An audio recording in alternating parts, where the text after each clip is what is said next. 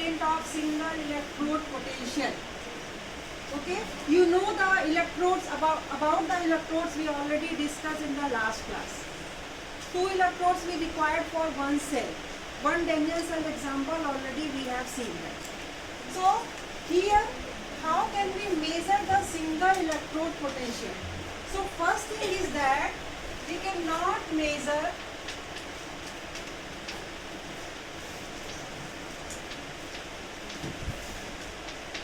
single electrode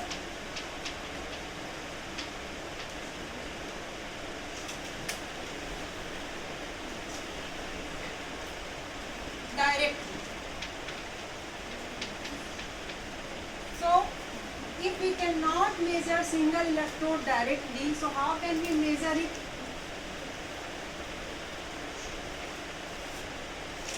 So by combining the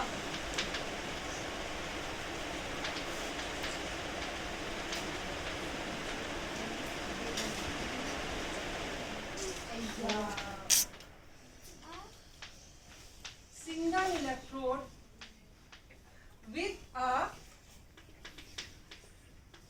reference electrode.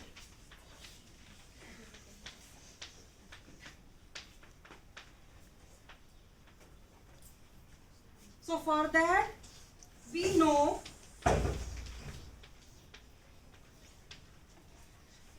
total EMF of cell. We know that total EMF of a cell. What is this? We can represent that E cell equal to E oxidation plus E reduction, as we know that.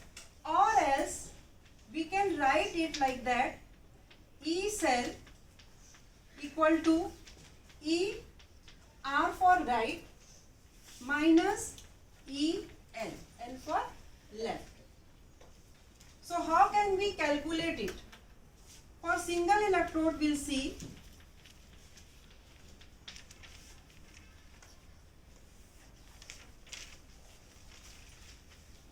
If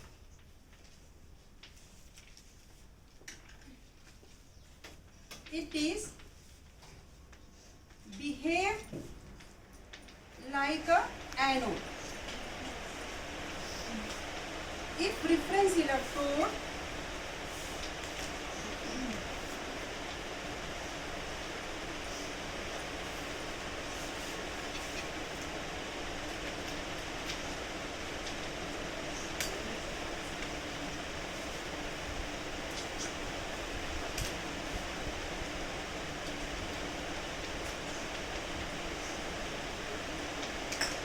like a anode. So what's the formula will be for that? If the reference electrodes like a anodes, the equation becomes, the equations became